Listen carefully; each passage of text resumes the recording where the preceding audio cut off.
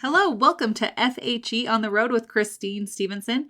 This podcast is designed to connect the people and the places from the past with your lives today, with 5-minute stories and facts from church history. Save these stories for when you are traveling through these areas to bring history to life.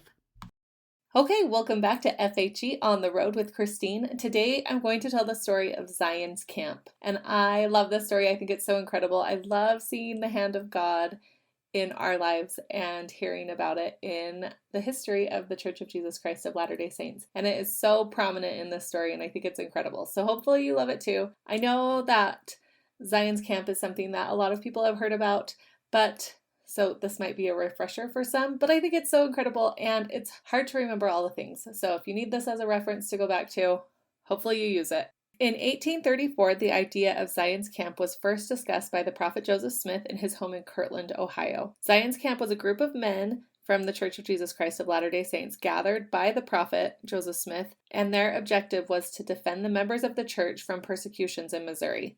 Although the purpose was to help restore the land of the saints in Missouri, it ended up being a refining process for those involved and not what they had planned. So headquarters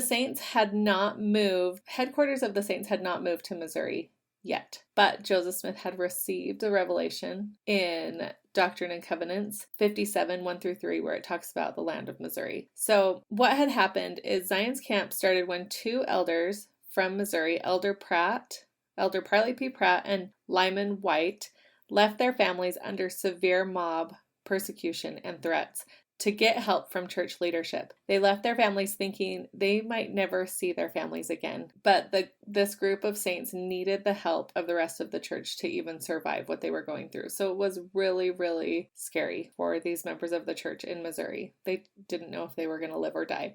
So they went to Kirtland to get help from the headquarters of the church.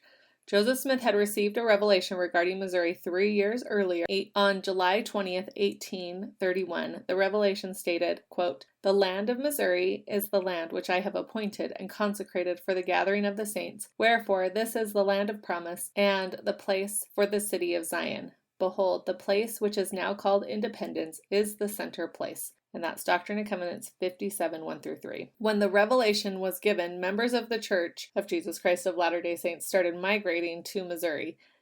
In only a couple years, about 1,000 members of the church had gathered in Independence, Missouri. And the people of Missouri did not like it. They didn't like having so many people of a new religion showing up and different political views and different ideas. The members of the church were really, really excited about knowing the land of Zion and the plans of the coming of Jesus Christ. And I'm sure there was a lot of talk about it and making plans of a big community. I can understand the people of Missouri being threatened by those ideas. But again, to resort in violence and tarring and feathering and raping and murdering and burning, come on. I mean, I get it. You're frustrated. You don't like the people, but to go out and actively try to kill them, that's a whole nother level.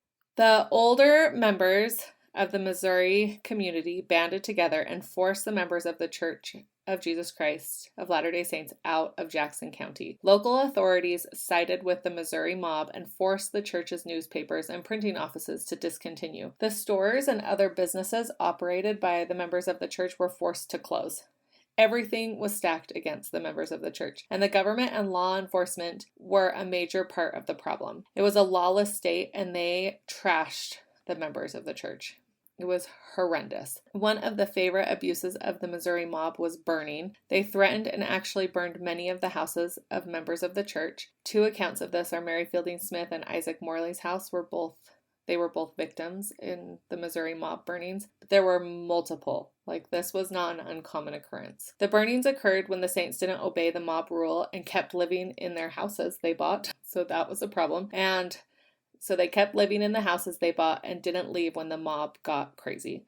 One mobber boasted that 203 Mormon homes had been burned. Among that number were the homes of Sidney Gilbert, W. Phelps, and Gilbert and Whitney's store, and dozens of homes near Big Blue River. The members were forced to surrender their arms by the Missourians and thus had no way to defend themselves. They were driven from Jackson County, and during that time, immigrant members of the church had lined both sides of the Missouri River. They had nowhere to go. The persecution of the saints in Missouri deeply affected the prophet Joseph Smith. These were his friends and family being hurt, hunted, and abused for their belief in God.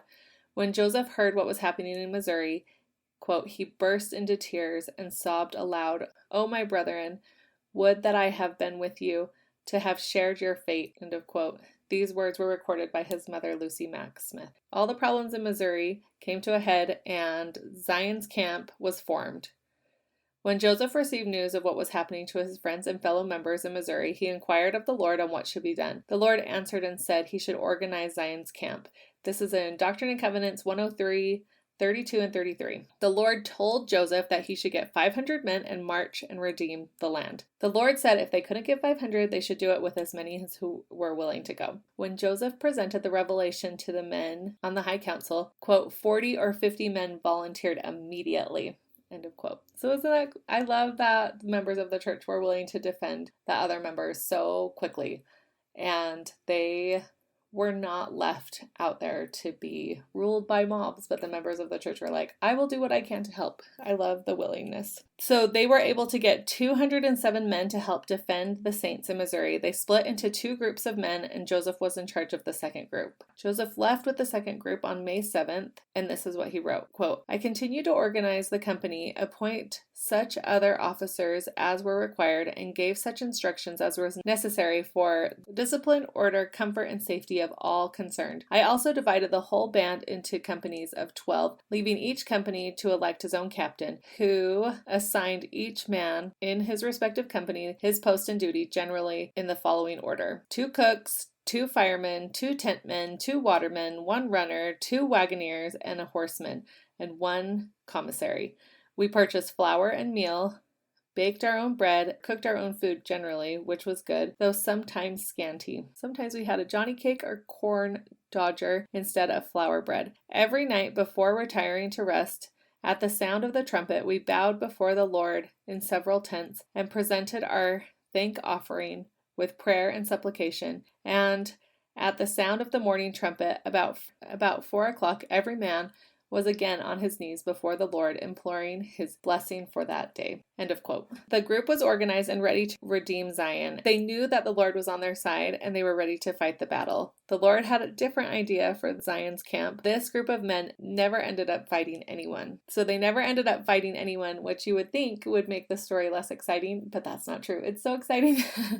So I am going to do a Zion's Camp part 2 because this is a little bit longer than normal, and there's a lot more to get into it with this story. But I love the organization of Joseph Smith, and I love that Heavenly Father helps him simplify all the things that needed to be done. So they really didn't know what they were getting into when it came to Zion's Camp. I don't think anyone did. They just knew that they were volunteering to do the Lord's work, that those people needed help, and they were willing to do it. So I think that is such a cool lesson. I love that Heavenly Father asks us to help his children, that we, as soon as we learn and as soon as we know what we need to go do, then he's like, go out and teach and go out and help others. And I love Zion's Camp. I love the lessons that were learned. So we're going to get into more in Zion's Camp too.